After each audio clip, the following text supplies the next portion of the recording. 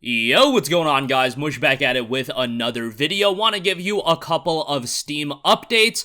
We have the possibility of the SteamOS desktop getting its official app. We'll talk all about that. We have a new game that's the top wishlisted game on Steam, and we have a couple of new sales running right now to celebrate Halloween. But first of all, SteamOS desktop imaging could be coming soon. With the amount of updates coming, it seems as though Valve is getting ready to prepare for SteamOS image release for people to install on their the operating system on their computers, and we have seen a little bit more of that. This is coming from Steam Deck HQ. Would recommend checking that out. Now, this isn't officially released, so you probably shouldn't go ahead and try this for yourself, but it was found on Valve's repos. The media creation tool seems to have been created or at last updated earlier today.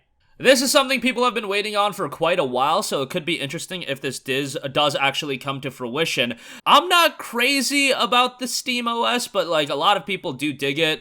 And if you want something that is incredibly streamlined, that could be something a lot of you guys do want to check out. And, you know, some people just want to have an operating system easily at their disposal and just like to mess around with things. So at the end of the day, options are a good thing, so hopefully we do see something with that. Valve did also update Big Picture Mode with a new UI, and it seems like Valve had updated its download repositories with new SteamOS media creation tool. This program can load up a user's USB drive with a SteamOS image that could subsequently be used to install the operating system anew on any regular PC.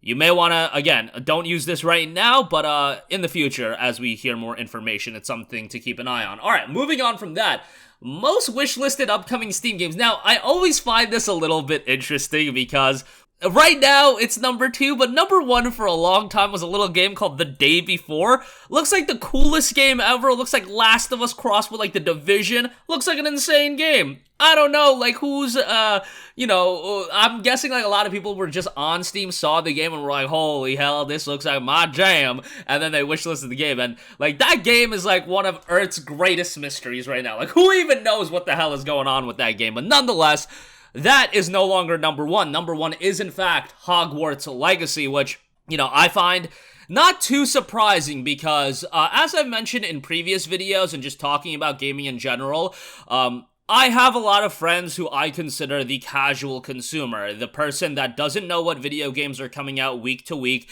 They follow video games here and there are exclusively a very limited number of games that those people get excited for. They'll get excited for their Call of Duty releases, their NBA, FIFA, if they're into those sports, Madden.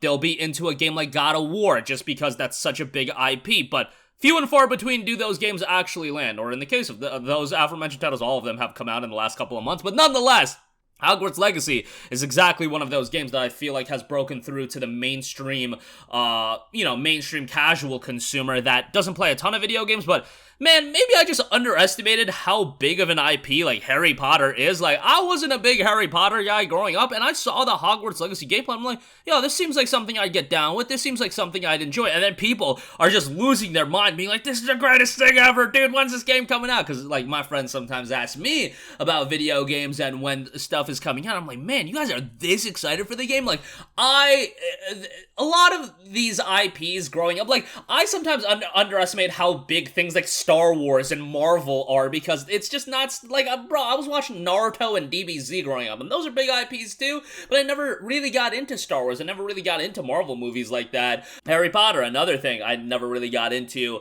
Star Wars is changing, I'm very much getting into Star Wars now, very much might be a little bit of a stretch, but I am watching all of the movies.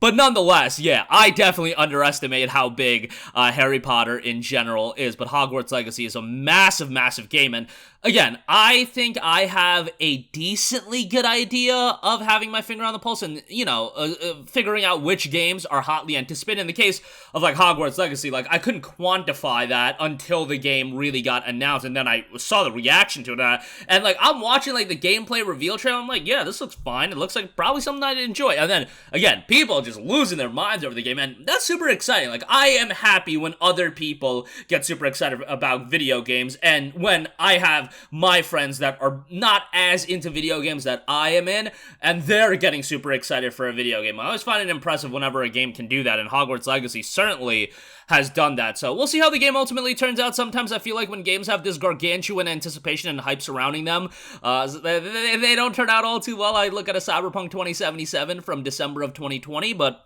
you know, that's always going to be a glaring example. I think God of War is going to end up delivering, and, you know, that's going to be an example of a game turning out well. Kind of interesting what the top wishlisted games are. So Hogwarts Legacy is number 1, Day Before is number 2, Starfield is number 3, so people really looking forward to that.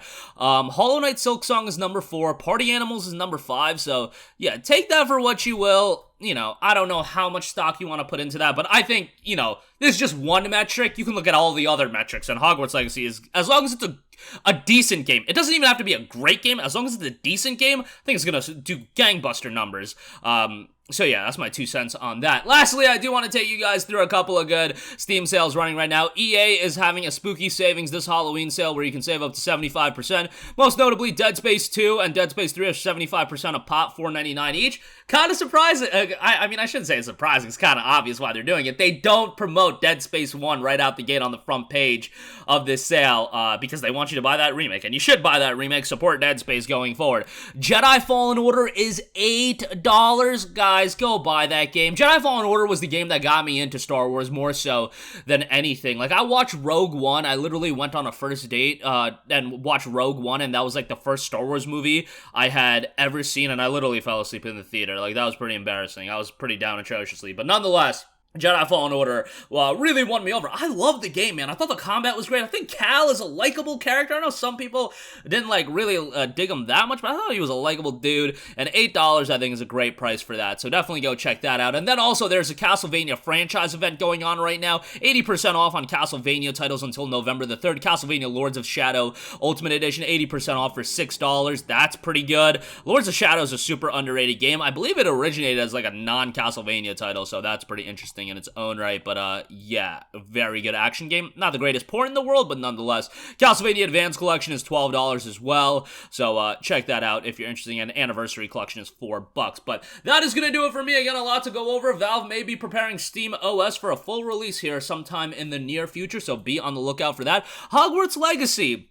If any of you are Harry Potter fans, can you, like, qualify your excitement for the game? I guess, like, just let me know how excited you are for Hogwarts Legacy, because again, as somebody that's not like a big Harry Potter fan, I'm excited for the game. I think it's gonna turn out pretty well, but it's just pretty cool seeing how stoked people are for this game. And I have friends that are like super big into Harry Potter, and they just lost their mind when they look at this game and talk about it. Dead Space sale going on right now. I should say Halloween sale going on right now for EA titles and Castlevania franchise event. Some good deals available as part of that. That's going to do it for me. Let me know all your thoughts in the comments section down below. As always, thanks for watching, and I will catch you guys in the next one. Peace out.